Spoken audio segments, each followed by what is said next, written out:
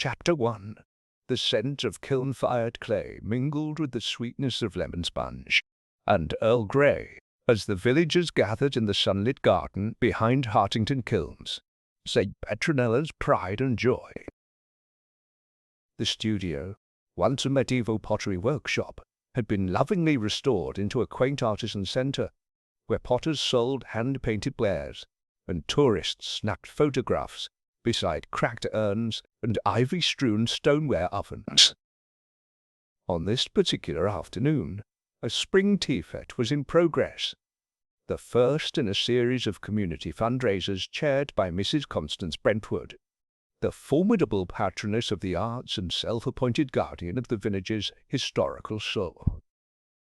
Dressed in a pale lilac shawl and speaking with deliberate grandeur, Mrs. Brentwood gestured from table to table with a polished ivory cane and an air of tragic benevolence, though no one quite remembered what tragedy she had endured. A scattering of villagers sipped tea or nibbled pastries at iron-wrought tables. Dr. Lionel Weeks, the local physician with restless fingers and an eye for the younger potters. Miss Gilda Crane, a gifted ceramicist in her 30s, with a nervous laugh and too much rouge on her cheeks. Reverend Simpkins, beaming with mild confusion. And, of course, Miss Marple, seated quietly in the shade, her attention fixed not on the croquet match beyond the hedgerow, but on the china teacups placed at each setting. "They've used the Marbury pattern," she said mildly to no one in particular. "A rare choice for a casual garden tea. A bit ostentatious for Mrs. Brentwood's usual taste." Only young Alice Brentwood, the patroness's great-niece, overheard. She glanced at Miss Marple with curiosity. "Do you think so? Aunt Constance insisted on it." Miss Marple smiled, her fingers toying with her teacup handle. Then perhaps she meant to impress someone. Inside the cool studio building, beside stacks of clay platters and hand-painted vases, the atmosphere was less harmonious. Raised voices trickled from the far corridor. Gilda Crane's unmistakable tones brittled with tension. "No, I won't be pushed out again. You can't do that. Not now. Not after everything." A man's voice responded, lower, clipped. "Don't be melodramatic, Gilda. You've already caused quite enough of a scene." Moments later, the door creaked open, and Mr. Bertram Bertie Holroyd, the studio's business manager, emerged looking flushed and pale. He greeted a few guests stiffly and vanished into the orchard. Gilda followed after a pause, adjusting her scarf with trembling hands. Miss Marple watched the exchange over the rim of her teacup. By 4 o'clock, the fete wound down. The tables were being cleared, the last of the sponge cake wrapped in greaseproof paper. Reverend Simpkins gave a jovial farewell and clapped Dr. Weeks on the back, while Mrs. Brentwood cornered a trembling potter to inquire why the slipware owl sculpture had been removed from its usual shelf. Just as Miss Marple rose to return to her lodgings, Alice Brentwood came rushing across the garden. Her expression was oddly blank. "I think someone's collapsed," she whispered. "In the kiln room. It's Mr. Holroyd." Within moments, a small crowd had gathered inside the studio's rear chamber. The main kiln, once used for mass firings, now held display pieces behind a roped barrier. Mr. Holroyd lay just beyond it, sprawled on the slate floor. His head was tilted at an unnatural angle, and a faint trickle of blood ran from his nose. Dr. Weeks knelt beside him, and after a tense pause, looked up and shook his head. "Gone. Possibly an aneurysm, or a fall. We'll know more when the police arrive." "An accident," someone whispered. Miss Marple stepped forward slowly, eyes sweeping the room. No broken pottery, no signs of a struggle, just the subtle smell of something faintly metallic, not blood and not clay. She knelt delicately beside the rope barrier, her eyes drifting to the side shelf. A single teacup rested there, different from the Marbury-patterned cups used outside. Its rim had a thin crack and a pale ring at the bottom. Miss Marple didn't touch it. Instead, she turned toward Alice Brentwood, whose face was pale and unreadable. "Did Mr. Holroyd join us for tea?" Miss Marple asked softly. "No," Alice murmured. "He refused. Said he wasn't in the mood. I think he poured himself a cup inside. He always did hate these fundraisers." "Curious," Miss Marple said gently, "especially since that cup doesn't match the set."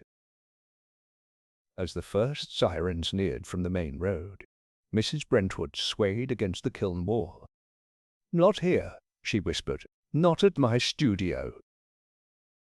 But the quiet dread spreading through the room said otherwise. Chapter 2. The police arrived with the dusk, their black Morris Minor rolling up the narrow lane between hedgerows in near silence. The lead was Inspector Crail, a tall, angular man with a severe parting and a pencil-thin moustache, whose expression suggested that every domestic incident bored him until proven otherwise. "Sudden death," he muttered, squinting at his notebook as the constable logged the scene.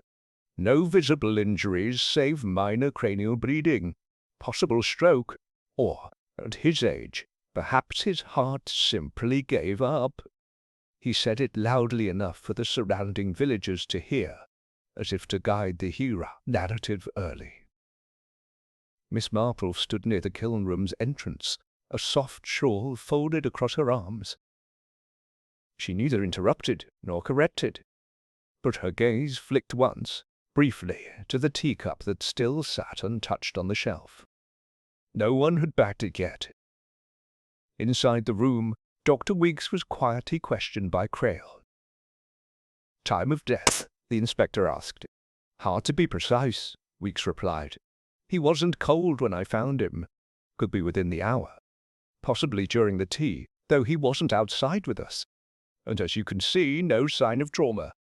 He may have fallen. He had dizzy spells, I know that much." "You were his physician?" "Not formally. He preferred to keep things quiet. Private man, Bertie." Private man, Bertie." "Private, indeed," muttered Crail. "And well liked." There was a silence. Miss Marple noted how no one answered that immediately. By the time the body was removed, twilight had settled. The villagers trickled out with a strange combination of hushed concern and latent curiosity. People stood in knots on the gravel path, muttering.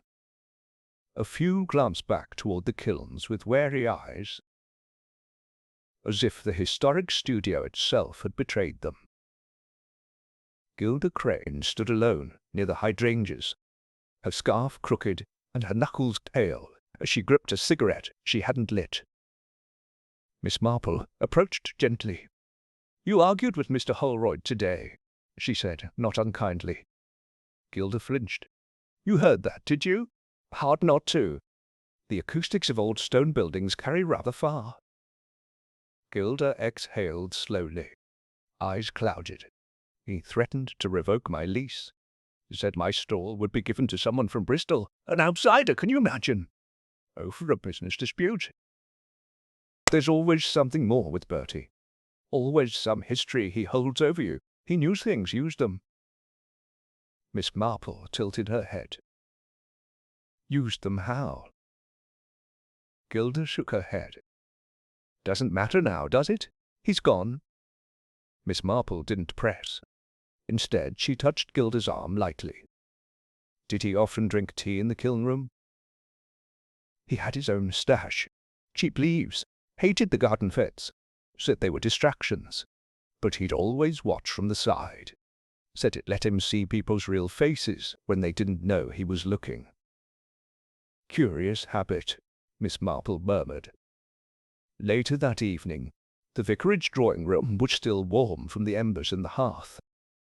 Miss Marple sat with Reverend Simpkins and his wife, Mrs. Lydia Simpkins, sipping a mild chamomile. "Constance Brentwood is already speaking as though it were a tragic accident," Lydia said with a slight edge. "Poor thing, so terribly shaken, though one wonders if that's just embarrassment. She hated scandal." Miss Marple said nothing for a moment, then looked thoughtfully at the vicar. "Did you know Mr. Holroyd well?" Reverend Simpkins folded his hands. "We spoke from time to time, but he was not a religious man. Practical, bitter even. Gather he'd made some poor investments years ago and held it against nearly everyone. He was unkind." Lydia nodded. "He knew too many secrets. Pride. Watched. The kind of man who asks questions in order to remember the answers later. People avoided him. Yet no one seemed terribly surprised to see him working at the studio," Miss Marple mused. "He owned a portion of it, I believe," said the vicar.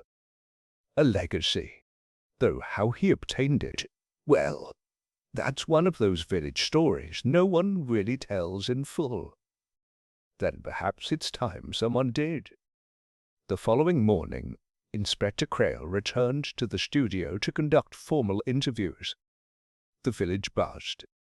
Word had spread. Mr. Holroyd's death might not have been natural. The whisper started with Edna, the young assistant who'd helped serve tea. She'd mentioned it innocently to the postmistress. He looked strange. His lips were almost blue, not right for a faint. By midday, the idea of poison had found purchase in half a dozen households, each adding its own twist. Rat poison, bitter almonds. A drop slipped into milk. Miss Marple, however, was far more interested in the teacup. She visited Sergeant Reed, the constable assisting Quarrel. "I understand there was a teacup found near the body," she said with her usual mildness. Reed blinked. "Yes. Odd one, that. Not from the same set as the garden cups. Could you describe it?" "Brown glazed, chipped at the base. Bit old-fashioned. Looked handmade, actually.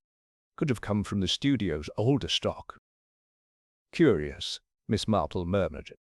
"You've had it sent for testing, I assume." "Inspector's orders. Though between us, I don't think they'll find anything. There wasn't enough left in it to sample much." Miss Marple smiled faintly.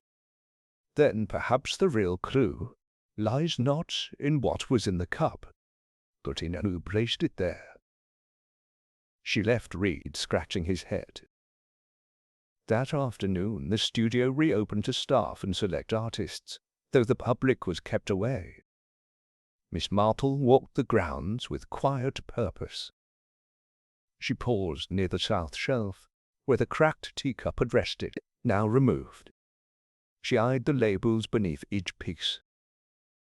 Tiny handwritten slips: Raku glazed sugar bowl, G. Crane, lidded spice jar, A. Brentwood. But the spot where the teacup had sat bore no label at all. No one had claimed it. And yet someone had made it. Miss Marple glanced out the open window, where the village cat stalked across the herb garden. She whispered, almost to herself, "Every piece has a maker, and every hand leaves something behind." Chapter 3. The sky over St. Petronella shifted with unsettled clouds, casting flickering shadows over Hartington Kilns.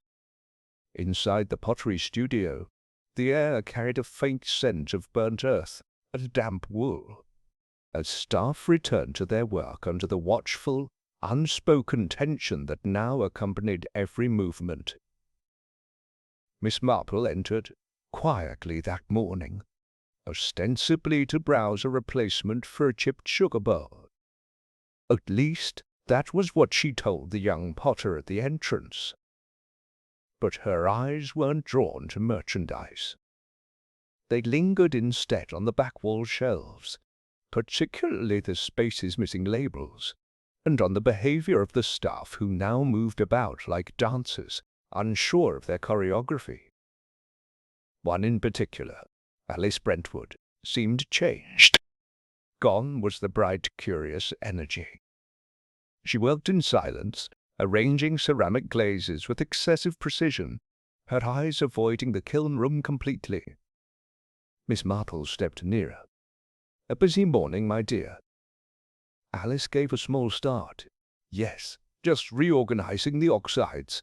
We're still open, technically, and Aunt Constance insists we maintain appearances." Miss Marple nodded. "A wise instinct, but also exhausting, I imagine, maintaining appearances while everyone speculates behind your back." Alice glanced around, then whispered, "They think I know something." "Do you?" There was a long pause. Then, very softly, Alice said, "I saw him drink from the brown teacup." Miss Marple waited. "I didn't mean to spy, but I come in to grab more napkins."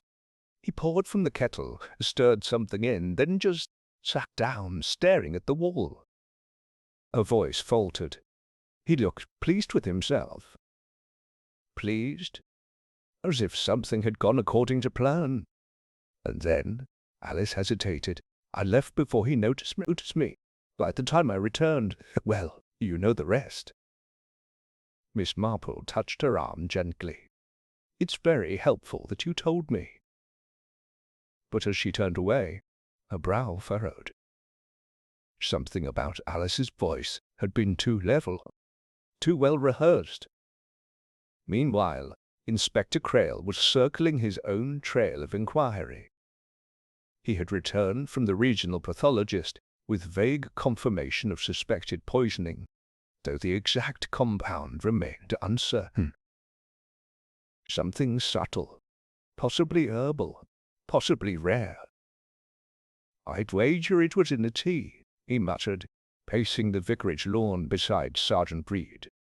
"The cup itself's being examined, but I'll be damned if that pottery place doesn't have a dozen glazes containing arsenicals and God knows what. Could have been contamination." Reed frowned. "Then again, sir, could have been deliberate." Crail paused. "You believe someone meant to kill Holroyd?" "I think someone certainly didn't mind that he's dead." That afternoon, Crail summoned Gilda Crane for formal questioning at the station.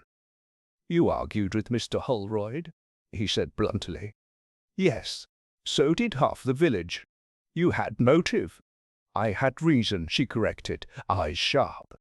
"But not motive for murder. I've put everything into that studio. You think I'd kill the one man with power over my lease?" Crail folded his arms. "Maybe you knew he was going to push you out. Maybe this was preemptive." Gilda laughed, dry and brittle. "Where were you between 3 and 4 on the day of the fete?" "I was tending to Mrs. Withers's twisted ankle. She tripped over a parasol." "Anyone confirm that?" Weeks nodded. "Reverend Simpkins saw me leave her cottage. I believe he remarked on my lateness to the tea." Crail scribbled, non-committal. "One last thing, Doctor. Have you ever handled the studio's pottery glazes?" "I dabble," he said, tone light. "Strictly amateur. Though some of the older compounds contain fascinating things. Arsenic, lead, antimony. History is full of poison, Inspector." He left with a faint smile. At twilight, Miss Marple visited Alice Brentwood again. This time she brought no pleasantries. "You lied to me, Alice." Alice looked stricken. You said you saw Mr. Holroyd pour the tea himself, but the fingerprints on the cup, only one clear set, and they weren't his." Alice's hands trembled. I didn't want her to be dragged into it. "Your aunt?" Alice nodded. Miss Marple stepped closer. "Did she place the cup there?" "No." A whisper. "I did, but not to poison him. I thought he would see it, recognize the design. It was from the first set she and Mr. Croxley ever made together. I thought it would remind him. Of what? Alice swallowed hard. That he didn't build this place. He stole it. Miss Marple paused. And the tea. I brought it from the garden tray. Same as everyone else had. Nothing was added. Miss Marple looked closely. Alice's tears were not guilt. They were frustration, regret. He was trying to provoke shame, not death. Alice nodded, but instead he died. Miss Marple walked home slowly under a rising moon. She now knew Constance had motive and knowledge of blackmail. Dr. Weeks had opportunity and knowledge of poison. Alice had guilt, but not murder in her heart. Yet one question lingered still. Who would know the precise glaze, the subtle compound, the tea's exact bitterness, and use it not to threaten but to silence? The answer would not be found in the studio's ledgers or the village's gossip. It would be found in behaviour. And Miss Marple had already seen the one gesture that didn't fit. Chapter 5. By midweek the rain had passed, but an invisible fog lingered over St. Petronella, thick with questions no one dared ask aloud. At Hartington Kilns the daily rhythm had resumed, soft hammerings whirring potters' wheels, the faint hiss of steam rising from cups of tea. But tension clung to the corners like damp clay. Miss Marple arrived just after 11, carrying an unassuming parcel wrapped in brown paper. She handed it to Lydia Simpkins, the vicar's wife, who had volunteered to help reorganize the kiln room displays. "Just a small commission I'd like flyered," Miss Marple said mildly. "A jam jar with a honeysuckle pattern. I thought the studio might like the work." "Oh, I'm sure they would," Lydia replied, taking it carefully. "You know, Gilda's been refusing custom orders all week. She says the kiln still smells of death." Miss Marple's eyes wandered to the back display shelf. Poor Gilda, and yet she was always so meticulous. Every piece with its mark, her little wave etched under the glaze. "That's right," Lydia nodded. "Each artist signs their work." "Yes, and yet," Miss Marple said softly, "the brown teacup bore no mark at all." At that same hour, Inspector Quarrel interviewed Mrs. Brentwood at the parish hall, away from the studio's distraction. "You claim Mr. Holroyd was blackmailing you," Quarrel began. "He was." "And yet you never brought it to the police." "There's no dignity in public scandal, Inspector, especially when it drags the dead through the mud." "Would you say you had reason to want him silenced?" Her eyes held his. "Yes, but I did not poison him. I do not kill men, Inspector. I survive them." Quarrel considered this. "Did you notice anything unusual the day of the fete? Any behaviour?" Constance paused. "Yes, the young assistant Edna. She was nervous, avoided the kiln room entirely after tea was served." "Did she know Holroyd?" "Barely, but she served the tea." Quarrel found Edna at her aunt's cottage by the cricket ground, plucking mint leaves. "I didn't kill anyone," she blurted before he'd even asked. "I didn't say you did," he replied. She looked down. "But I did take a second tray to the kiln room. I wasn't supposed to." "Why?" "I found a cup on the counter. Not one from the Marbury set. A plain brown one. It didn't look washed. I thought someone might want it refilled." "You touched it?" "Just the handle. Then I poured the tea. Didn't stir it, I swear. And did you leave it for Mr. Holroyd?" "I don't know," Edna said. "I left it on the corner shelf. I didn't even see him." Quarrel jotted a note, frowning. "Who else knew you brought it?" "No one. I didn't even tell Gilda." Quarrel didn't believe her, but the fear in her voice wasn't criminal.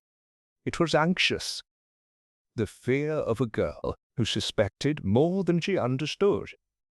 Later that afternoon, Miss Marple visited Gilda Crane in her side studio. Gilda sat hunched at her wheel, hands dusted in dry porcelain, her expression carved with exhaustion. "I thought you weren't accepting commissions," Miss Marple said, her tone light. Gilda didn't look up.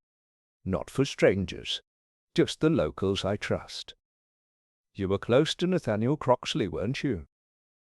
Gilda's hands froze. "That was years ago. But you remember him?" "Of course I do.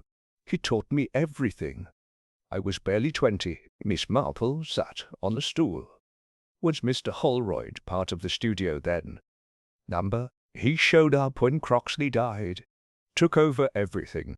Bribed the solicitor, if you ask me. Found the will no one could prove was real. He pushed out everyone who mattered." "Even you?" Gilda's eyes burned. "Especially me. Said I was too attached. Called it a conflict of interest. But I never left. I took my corner and stayed. That's what I do." "And yet," Miss Marple said gently, "you didn't sign the brown teacup." Gilda froze. "I never made that cup." "Are you certain?" She met Miss Marple's eyes. "I'd know my own glaze, and I'd never leave a piece unsigned. Even my worst ones have my mark." Miss Marple stood, smoothing her gloves. "That's what I thought, dear. Thank you." Just before sunset, Miss Marple visited Inspector Crale at the station. "I believe you should look into the studio's firing logs," she said quietly. "Why?" "Because someone fired that cup recently, within the last week. And if we know who signed off on the kiln schedule, we'll know who made it." Crale leaned back, intrigued. "You think the cup was made specifically for the murder?" "No," Miss Marple replied. "I think it was made to look ordinary, to blend in.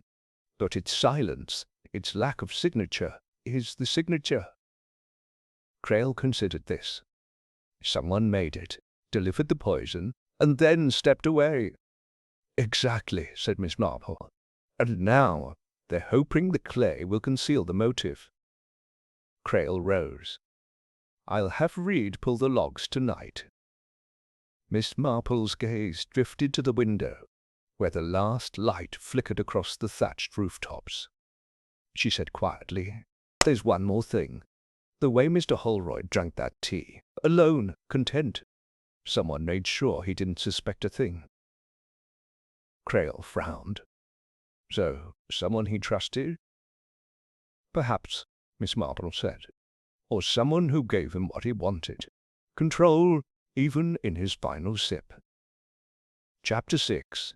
Inspector Crale was not a sentimental man, nor particularly fond of pottery. But as he leafed through the Hartington Kiln's firing ledger that evening, he felt a distinct thrill at the neatness of the deception. The log was precise, each entry listing the potter's name, the clay type, glaze code, and kiln duration. It read like a ship's manifest, and most entries were initialed. Except one. A firing entry dated 3 days before the fate, signed with a looping flourish. N.C. Crale tapped the initials. "Nathaniel Croxley's been dead for years." Sergeant Reed, peering over his shoulder, muttered, "Someone signed in his name." Crale closed the book, or wanted us to think so. They retrieved the corresponding kiln drawer. From the ash-cooled shelf, 4 small items had been recorded. Only 3 remained. 1 was missing. The following morning, Miss Marple sat with Reverend Simpkins under the linden tree in the churchyard, listening to the bells being rehung. "You knew Mr. Croxley, didn't you?" she asked, her voice light as thistledown.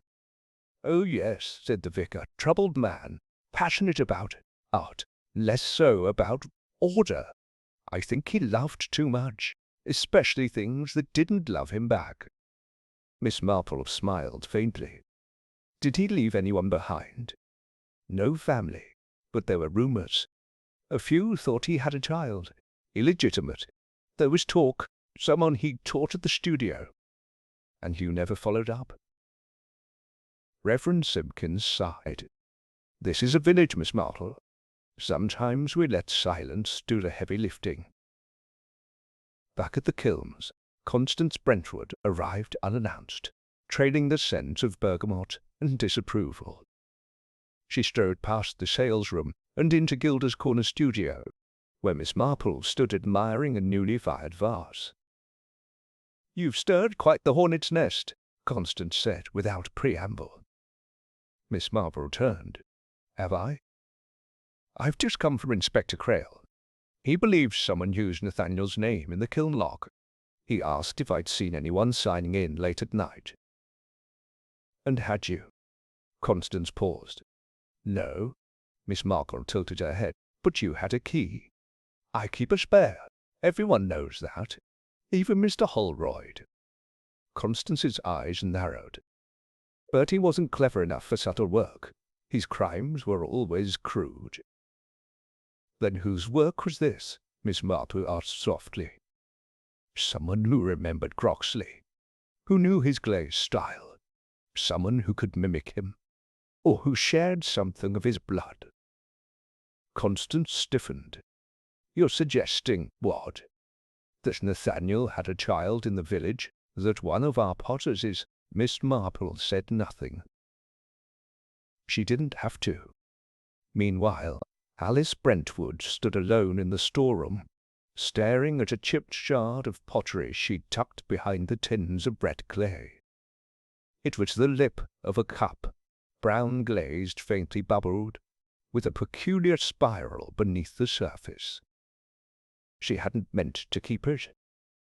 But when she found it in the waste pile, broken, discarded, after the police had combed the shelves, she couldn't throw it back.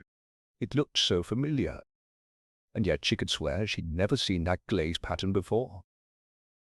Not in any of the studio's public work. A hand landed softly on her shoulder. She turned to find Doctor Weeks behind her, his expression unreadable. "Are you all right?" he asked. She nodded, though her fingers tightened around the shard. "Grief comes strangely, doesn't it?" he continued, "especially when the person we've lost wasn't someone we entirely liked." "I didn't lose him," Alice whispered. I thought I understood him." Weeks looked at the pottery fragment. "That's not one of yours." "No," Alice murmured, "but I think I've seen the technique in one of the old portfolios." He frowned. "Old work?" "Yes, from years ago.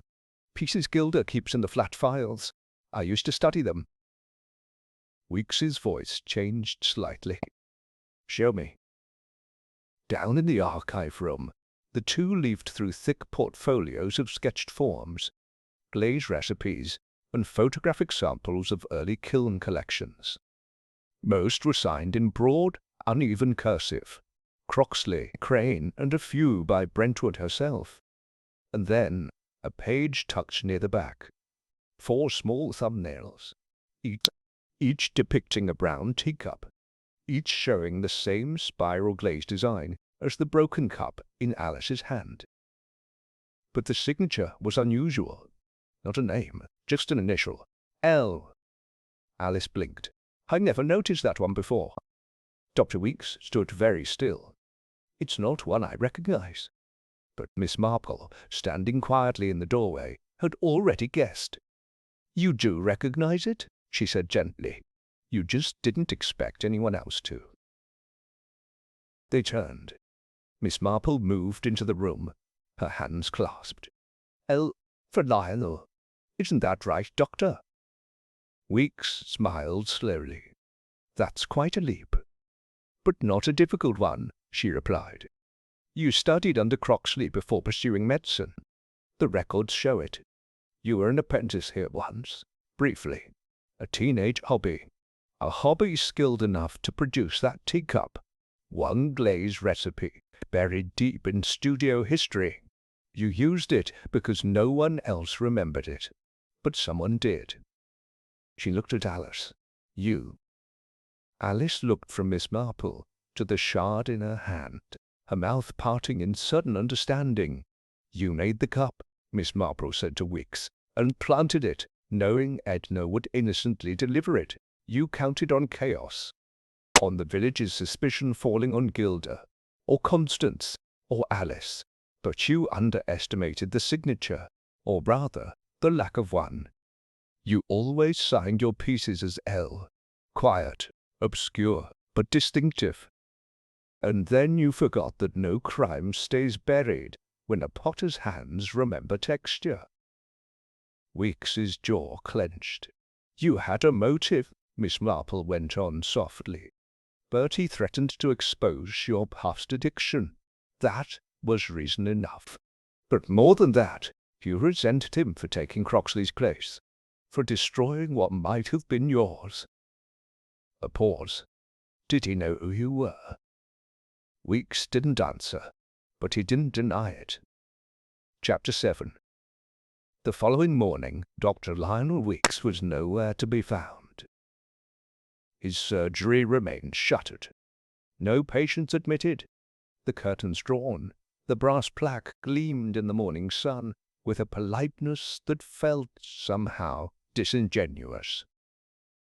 Inspector Quarrel, having received Miss Marple's statement regarding the pottery archives and the signature L, had promptly dispatched Sergeant Reed to locate the doctor. He returned within the hour, breathless and empty-handed. He's gone, sir. His housekeeper says he left last night. Took his medical bag and overcoat. Said he'd be back after making a call. Never returned. Quarrel pinched the bridge of his nose. We're not calling it flight yet. No, sir. But everyone knew it was. In the quiet calm of Miss Marple's parlour, the fire cracked gently. She sat opposite Alice Brentwood, who had arrived in the early afternoon, pale and burdened by something unsaid. I didn't want it to be him, Alice said quietly.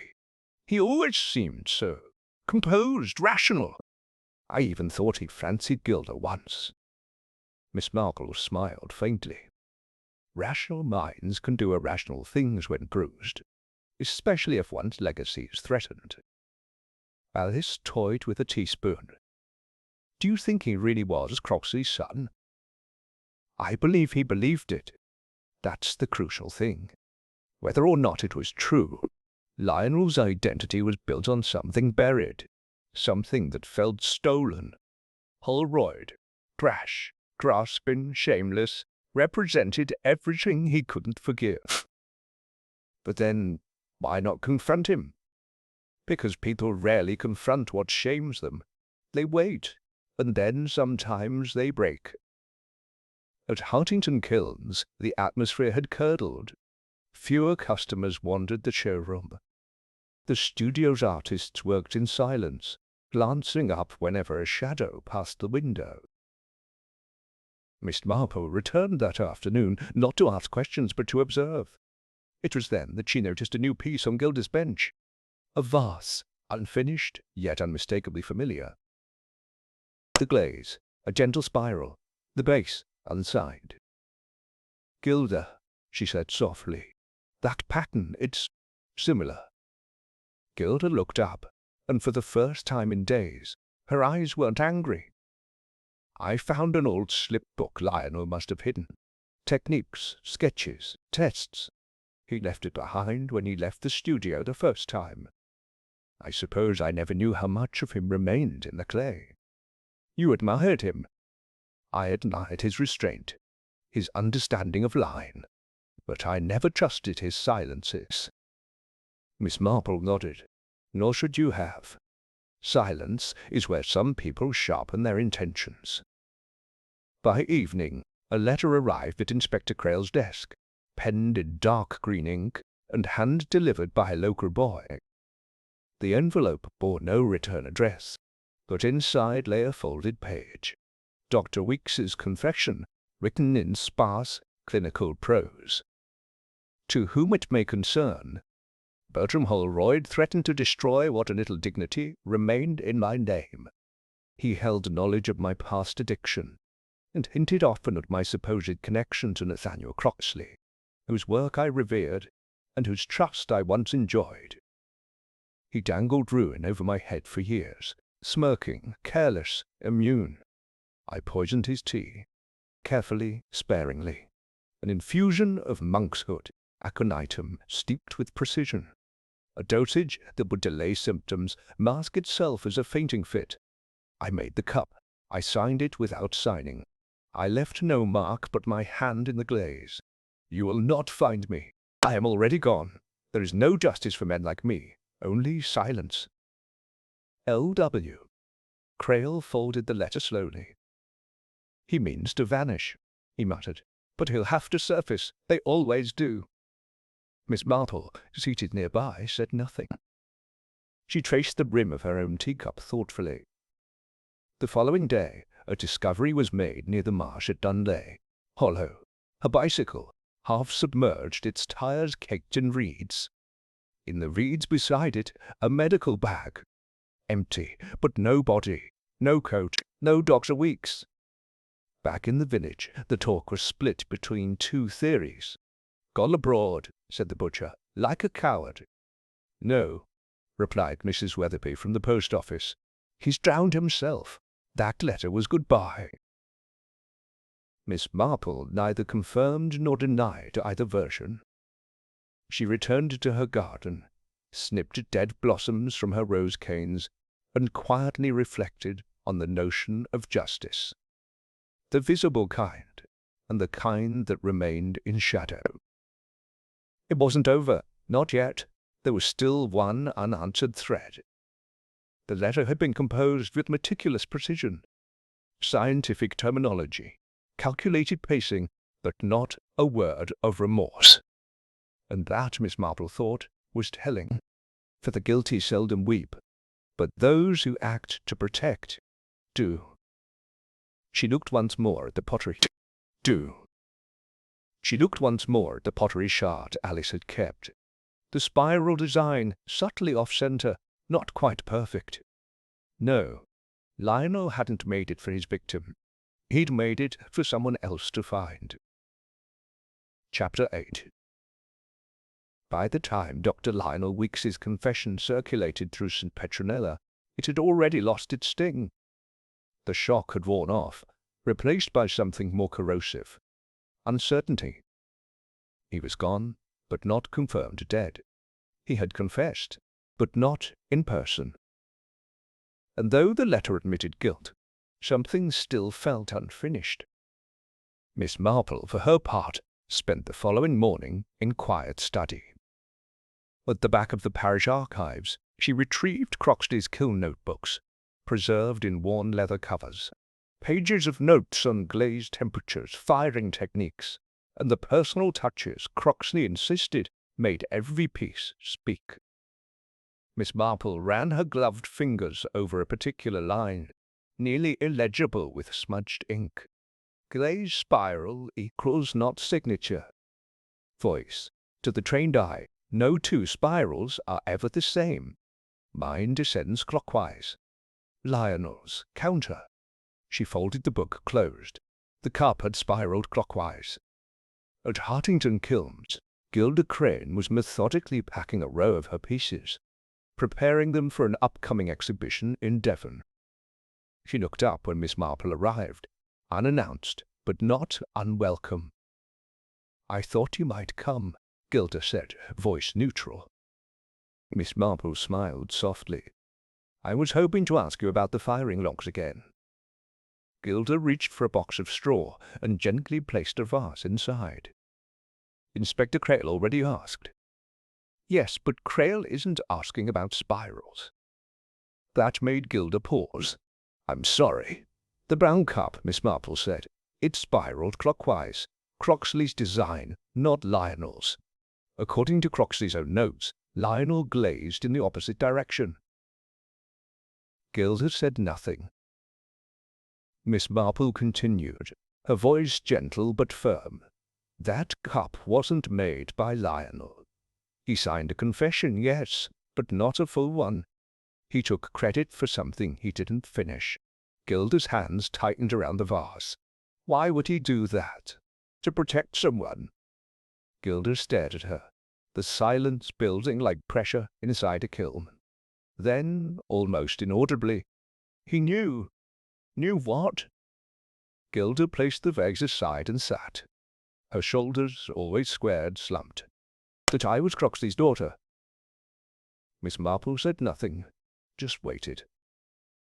Gilda stared at the stone floor, eyes distant. He never claimed me, not publicly, but he taught me. Gave me my first bench, my first tool set. When he died and Holroyd seized control, I thought, well, that it was over. But Lionel, he figured it out.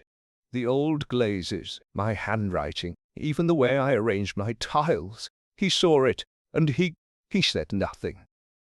Miss Marple moved closer.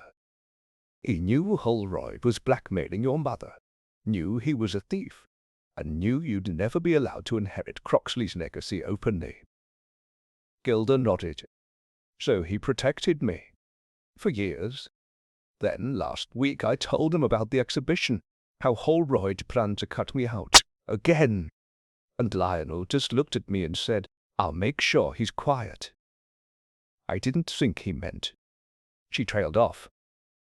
But he didn't poison him, Miss Marple said softly. No. Gilda's voice was thin now. I did. The studio felt smaller with the truth spoken aloud. I didn't mean to, Gilda continued, her voice steadier now. But when I saw the cup Lionel had made, I swapped it, reglazed it with Croxley's formula. Holroyd always favoured Croxley's work, he wouldn't have noticed, and I infused it. Aconitum, like Lionel described. He kept a dose locked in his satchel for experiments. It only took a drop. Miss Marple studied her. You intended to frame Lionel? No. Gilda met her eyes. He knew. He let me. Silence settled. He said, I'll leave something behind, enough to draw them to me. Let them think it was me. No one will question it if I disappear. And we both, thought that would be the end. But it wasn't, Miss Marple murmured. Number because you always notice spiral directions, Miss Marple. That evening, Miss Marple met with Inspector Quarrel under the portico of the vicarage. Rain had begun to fall, soft and rhythmic. She handed him a folded note, brief and neat. What's this? He asked. The second half of the truth. Quarrel read in silence. When he looked up, his face was unreadable. You're certain? She swapped the cup. He supplied the poison. It was collusion, but not in equal measure. His disappearance was meant to protect her, but the spiral betrayed her hand. Quarrel nodded slowly. I should arrest her. You should speak to her, Miss Marple replied. Then decide if prison is the only justice available. The next morning, the village awoke to another ripple of news. Gilda Crane had turned herself in. No dramatic confession, no denial, just a quiet statement submitted through Reverend Simpkins and a pottery bench left meticulously clean. The brown spiral cup, now preserved in an evidence case, bore no signature, but it spoke volumes, and Miss Marple, as she trimmed the edges of her rose bushes, allowed herself a rare moment of melancholy. For some murders were not born from cruelty, but from the exhaustion of being silenced too long. Chapter 9. The next days passed not in drama, but in quiet shift, a rearrangement of roles, as if the entire village had to adjust to a kiln's new firing temperature. Gilda Crane, once the studio's fixed presence, was gone from her workbench. She had been taken quietly, without handcuffs, into county custody, where a formal inquiry would follow. Inspector Quarrel himself had filed the report with dry efficiency, premeditated tampering with food or drink resulting in fatality. And yet, around St. Petronella, the tone was not of scandal. It was softer, understanding even, as if the village had accepted something unspoken, that Bertram Holroyd's death was not wholly a crime, but a long overdue correction. Only Miss Marple remained uneasy. She took tea that morning in the vicarage garden with Reverend Simpkins, the spring wind tugging lightly at the tablecloth. "She'll be sent to trial," the vicar said, not meeting her eyes. "But there's talk it may not proceed harshly. The coroner's report notes shared culpability, and Lionel's disappearance, well, convenient," Miss Marple said mildly. The vicar sighed. "You think he's alive? I think he wanted us to think otherwise." There was a long pause. "Would it matter," he asked at last, "if he were alive and far away? The one who poured the poison confessed. Wouldn't chasing the accomplice only deepen the wound?" Miss Marple stirred her tea. "Justice is not about wounds, dear Reverend. It's about balance, and the scale is still tipped." That afternoon, Miss Marple visited the Pottery Studio's archive room again. Though Gilda was gone, her workspace had remained untouched. Someone, perhaps Alice, had laid a cloth across her wheel. The glazed jars were sealed, the shelves orderly, but the flat files were not. Miss Marple opened the central drawer and sorted through the portfolio where she'd found Croxley's sketches. Tucked behind a weathered sheet of glaze patterns, she discovered a second envelope. Small, unlabeled. Inside were 4 photos, all black and white, all featuring pieces clearly from Croxley's early days. And in each photo, the same figure appeared in the background, a boy, perhaps 17, with a slim build and sharp features. Hands dusted with clay, smiling faintly. She recognized him now. Dr. Lionel Wicks. A handwritten caption on the back of one photo read, "L, too reserved for a signature, but he makes the most delicate base handles I've seen." A student with silence in his hands. Miss Marple closed the folder. He had loved Croxley. And he had worshipped Gilda. Perhaps that was the motive all along, not ambition, but protection. Later, at Brentwood House, Miss Marple was admitted to the parlour by subdued Alice. "My aunt's resting," Alice said. "She hasn't spoken much since Gilda turned herself in. I imagine this has stirred up quite a lot." Alice nodded. She's always cared deeply for appearances. Losing control of the studio, the village gossip, she sees it as a collapse, as if all the history she preserved was wasted. "Perhaps it wasn't wasted," Miss Marple said gently. "But perhaps it's time that history was shared." Alice hesitated. "There's something you should see." She led Miss Marple to a study just off the parlour. The room was narrow, lined with books and filing boxes. From a bottom drawer, Alice produced a worn folio titled Kiln Trust Records, Private. She opened it. Inside were original deed papers from the studio's founding. One signed by Nathaniel Croxley, one initialed by Constance Brentwood's late husband, and a third, unsigned, but clearly marked with the watermark of the local solicitor's firm. "It's a will," Alice said, "unfiled, Croxley's, leaving his stake to my daughter, should she claim it." Miss Marple read the line carefully. "So it was true," she murmured. "Gilda had a legal right. Holroyd must have suppressed this." "Or Constance," Alice said, almost reluctantly. "She found this file years ago, hid it again, said it would only make things messier." Miss Marple nodded slowly. She was right. Truth often does. That evening, Miss Marple returned home and did something she rarely did. She wrote a letter. To the Chief Constable, though the case of Bertram Holroyd's death appears closed by confession, I must bring to your attention the likely survival of a co-conspirator. Dr. Lionel Weeks. His confession, while factual in its own admission, contained inconsistencies that suggest the true criminal act, preparing the fatal cup, was not his. And more curiously, he confessed in order to disappear, not as an escape from justice, but as a shield for someone he cherished. He may be hiding under the name of Lionel Croxley. Please alert ports, clinics, and any known art communities where such a name may appear. Respectfully, Miss Jane Marple. She sealed it neatly and placed it by the door. Tomorrow she would post it, and the mystery would truly begin to close. In the shadows of the coastal pottery town of Lyme Regis, a man rented a small cottage on the edge of the cliffs. He gave his name as L. Croxley, said little, fired delicate pieces of earthenware with spiral motifs, signed nothing. But when the village children visited his studio, he told them stories of a woman who made glazes sing, and a man who silenced them, and he never served tea. Chapter 10. A week had passed since Gilda Crane's quiet confession, and still the village of St. Petronella had not returned to its normal rhythm.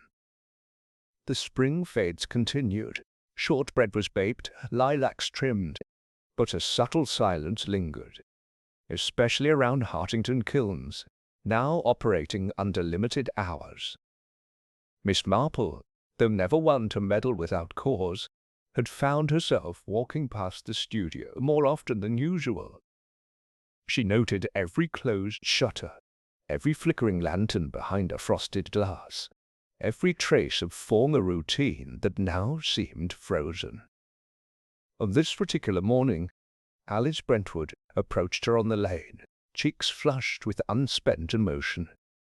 I don't know what to do," Alice said breathlessly. "The trustees are meeting. Aunt Constance refuses to attend. They want someone to step in to manage the kilns temporarily, and they've asked me." Miss Marple gave her a thoughtful smile. "And are you tempted?" "I'm terrified," Alice admitted, "but I've also seen what happens when strong women stay silent." Miss Marple's gaze warmed. Then perhaps it's time one of them finally spoke. Inside Brentwood House, Constance remained withdrawn. She received no visitors save the vicar, and had taken to wearing darker colours than her usual lavender and pearl. Alice found her that afternoon in the library, leafing through old donation ledgers. "They're asking me to take over," Alice said. Constance didn't look up. "Then say no." "I can't. You'll disgrace us both." Alice's voice grew firmer. "I'm not the one who buried a will." That struck home. Constance closed the ledger. That will would have started a war. Number it would have started a truth. There was a long pause. Then quietly, "She was Nathaniel's daughter." "Yes," Alice said, "and she deserved more than a corner table and decades of whispers." Constance didn't reply. Her hand hovered over the closed book. And then, in a rare moment of candour, "Perhaps I did want to preserve the name more than the truth. But at my age, one starts to wonder what preservation is worth." At the post office, Inspector Quayle received a telegram from Dorset Constabulary. Subject: L. Croxley sighting confirmed. No arrest made. Not pursued.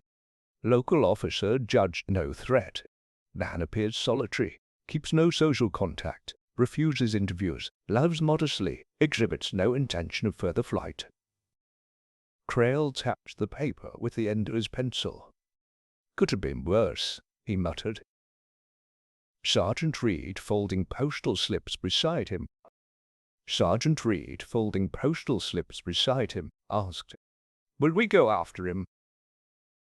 Quayle glanced toward the window. No one wants a doctor's name in the paper, especially not one who cured more than he harmed. Reed hesitated. "Miss Marple won't like that." Quayle smirked. Miss Marple already knows, and she's done. She was, in fact, not quite done. That evening, Miss Marple took a final walk through the village and paused at the edge of the churchyard, where a few clay wind chimes had been hung near the gardener's gate. Their soft, hollow clinking in the breeze reminded her of teacups tapping saucers. There was something circular about it all, as if the spiral from the teacup had wound its way through every corner of the village and left behind tiny cracks no one could quite mend. She found herself joined by Alice, who held a letter in her hand. "I received this today," Alice said, "postmarked from Lyme Regis." Miss Marple read the handwriting without needing to open the envelope. "He thanked me," Alice murmured, "said he hoped I'd make something beautiful from all of this, that Gilda's name should live in the Glaze records officially now. He asked for nothing, not even forgiveness." Miss Marple nodded slowly. He already received what mattered. She trusted him to carry her silence. Alice blinked. He did more than that. He became her silence. Later, back at home, Miss Marple opened her sewing box and drew out a single slip of paper. Her own letter to the chief constable, stamped but never posted. She had intended to send it, but she hadn't. She folded it slowly, deliberately, and placed it at the bottom of the box. "Some truths," she whispered, "belong to those who already paid their price." The mystery had been solved, and yet the wound would never quite close the way porcelain could. Some pieces, even when mended, kept their hairline cracks, invisible, but there just the same. Chapter 11. 3 weeks after the fate and the quiet death in the kiln room, Hartington Kilns reopened under new signage. The Croxley Brentwood Studio, Community Trust Restoration, in progress. The name stirred murmurs through the village, a fusion of legacy and honesty. And it was Alice Brentwood who stood quietly behind that decision. It had been a difficult naming. There were meetings, calls, a tense conversation with her aunt, and a final signature, Constance's, made without ceremony but with unmistakable resignation. Now standing by the counter with a clipboard and a pencil behind her ear, Alice looked the part of someone who'd chosen purpose over fear. Miss Marple entered the showroom just as the last of the morning's rain slid down the front windows. "I see the shelves have been restocked," she remarked. Alice smiled. "We've decided to rotate everyone's work more fairly. No more back corners for certain artists. A good change. The quality often begins in how we arrange shelves." Alice chuckled lightly, then grew serious. "I've made arrangements with Gilda's solicitor. Once the trust is formalized, her name will be listed on every historical plaque. She'll be remembered properly." Miss Marple nodded. "And what of the exhibition in Devon?" "I'm attending," Alice said, "as her proxy." There was a long, calm silence. "You've come a long way, Alice," Miss Marple said softly. Alice looked down. "Because of everything that happened?"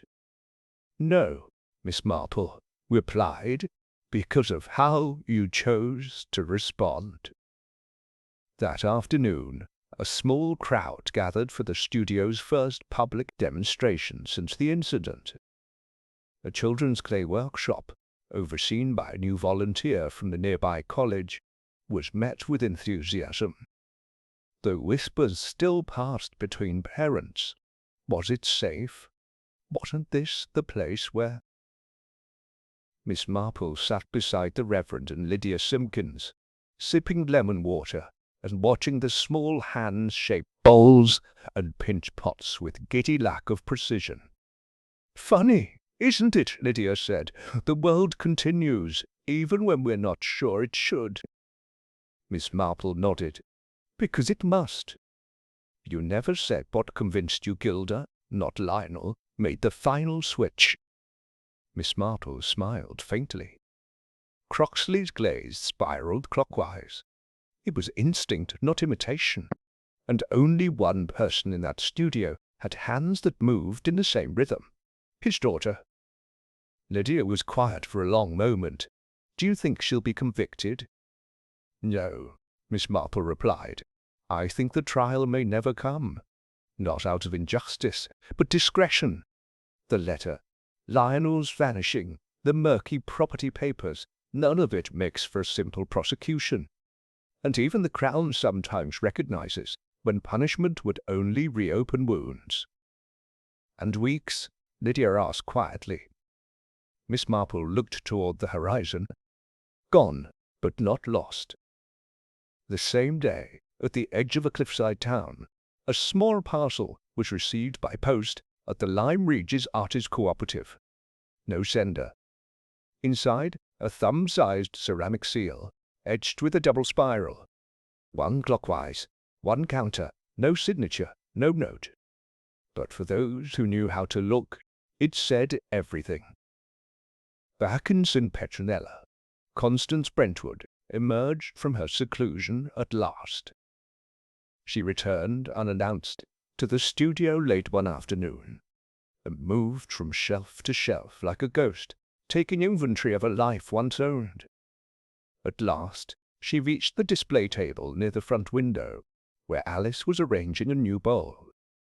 Gilda's last. Without speaking, Constance took the bowl gently in her hands and turned it over.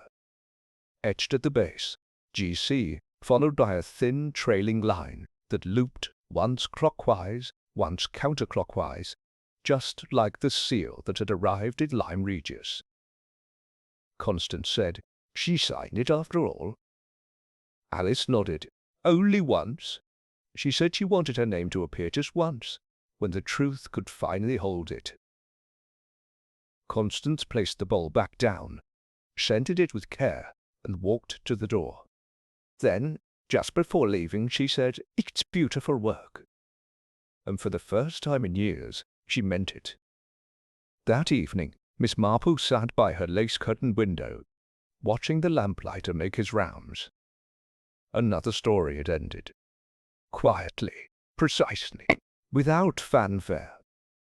Yet some part of her still lingered in the kiln room, by that shelf, beside the cup no longer there. Not because she feared what had happened, but because she respected it. Because some tragedies were not crimes, but choices wrapped in desperation, grief, and loyalty, too long ignored. She poured herself a cup of tea, breathing in the steam, and thought of the glaze that had held the poison, how it had also once held art, and memory, and legacy. Clay was fragile, so were people, and yet under the right fire, both could be made to last. Chapter 12. The following Saturday dawned bright and unseasonably warm, the kind of morning that made even the village's darkest corners seem briefly forgiving. At Hartington Kilns the mood was quieter than festive. Alice Brentwood had posted a sign near the studio gates. Open Day, in honor of Gilda Crane. Free demonstrations, public glazing, and a small dedication ceremony at noon. It wasn't advertised beyond St. Petronella, nor meant to draw outsiders. This was for the village, for the potters who stayed, for those who chose to remain and rebuild, kiln by kiln, shelf by shelf. Miss Marple arrived just before 10. She moved slowly through the crowd forming near the herb garden, where tables had been laid with bowls of slip and pigment. Children hunched eagerly over damp clay discs, their tongues tucked in concentration. Teenagers, awkward but earnest, asked Alice questions about raku glazing and firing curves. A display table near the front entrance had been prepared by Lydia Simpkins, a modest tribute of Gilda's work, curated without sentimentality, just balance. Near the base of each piece, a small card now read, "Gilda Crane, studio founder, unofficial but no longer unrecognized." It was Lydia who approached Miss Marple, dabbing her brow with a folded handkerchief. "She would have hated this sort of attention," Lydia said quietly, "but I think she would have liked the truth being out." "Some legacies are made louder by silence," Miss Marple replied. "Others need names." At noon, Alice stood beside the newly mounted brass plaque near the main kiln room. Her voice carried clear across the gravel. "This building was once named after 3 donors, all male. Only one of them actually shaped clay, and none of them are here anymore. But we are, and we remember." A pause. "We remember the ones who weren't given the credit. We remember the ones who worked in corners, behind locked glazed cabinets, signing only with spiral marks or not signing at all. Today we name them, not because we must, but because we can." She stepped aside. The plaque gleamed in the midday light. The Gilda Crane kiln room, in recognition of the hand that shaped without acclaim. For several seconds no one clapped. The stillness was heavier than silence. It was reverent. Then someone, not Miss Marple, nor Lydia, nor the vicar, but young Edna, the assistant who'd once feared she'd poisoned a man by mistake, clapped first. The sound spread. Then laughter. Then the kiln was lit for the ceremonial demonstration. Later, after most of the guests had trickled away, and the studio had been swept clean of biscuit crumbs and damp glaze brushes, Alice found Miss Marple sitting alone on the low stone wall behind the herb beds. "The firing went well," Alice said. "We're already getting commission offers." Miss Marple gave a small, warm nod. "You've earned them." There was a pause. Then Alice asked very softly, "Do you ever wonder if we told the wrong story?" Miss Marple raised an eyebrow. "Wrong?" "I mean Lionel's confession. It was half true, and Gilda's was only whispered. There's no trial now, no headline, just a missing doctor and a dead man with too many enemies. What if people misremember this one day?" Miss Marple studied her for a moment. "Then you must write the right story down. In glaze, in studio records, in a whisper over tea. History isn't what gets published, it's what gets preserved." Alice smiled faintly, almost in relief. "I'll see to it." Miss Marple reached into her handbag and handed Alice a folded envelope. Alice opened it slowly. Inside was a single photograph, the same one from Croxley's archive. Young Lionel Weeks, hands dusted in clay, eyes alight with something neither pride nor hunger, but belonging. "He may never return," Miss Marple said, "but he left more than enough behind." Alice held the photo for a long time before tucking it carefully into her apron pocket. That evening, the church bells tolled for evensong. Miss Marple walked alone along the path between the linden trees and paused briefly beside a small private memorial, recently added beneath the rose trellis near the kiln wall. In quiet memory of Bertram Holroyd Troubled, misguided, human. It was a compromise, crafted by Alice, agreed to by Constance. Not a celebration, not a condemnation, just a sentence that finally told the truth. Miss Marple adjusted the small flower pot beside it. A sprig of thyme had been planted there, its green just starting to lift through the soil. She whispered almost absently, "Time is for courage, and for memory." Then she stood and walked home, knowing there was nothing more to say. Far to the south, in a weather-worn cottage above a bay of pale pebbles, a man turned a freshly fired pot in his hands. The glaze was irregular, cool ash blue, speckled with smoke trails. He examined the base, then set it aside without marking it. But on the shelf behind him, among dozens of unsigned vessels, one stood apart, etched beneath its base, barely visible without turning it to the light. GC/LW. Fired once, remembered twice. Chapter 13. It was late spring in St. Petronella, and the village had begun to exhale again. The climbing roses along the churchyard wall were in bloom, the air tinged with elderflower and the scent of warm brick. The Hartington kiln side had been restored fully, its lettering cleaned and newly gilded, and beneath it a second panel now read, "A Trust for Quiet Makers." At the centre. It bore no initials, only a symbol, carved so lightly beneath the base that it could only be seen when held to the light. A double spiral, entwined but never tangled. Meanwhile, across the village green, Miss Marple sat by her window, knitting needles resting idle on her lap, tea cooling gently beside her. The mystery had ended without drama. No newspaper had printed the full truth. No trial had marched through court. No name had been publicly disgraced. But justice, in its quiet form, had been served, not for punishment, but for peace. As the first stars emerged over the hills, she allowed herself a brief thought, not of guilt or deduction, but of legacy.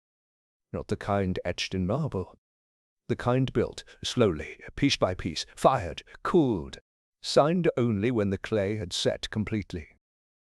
And in that there was peace,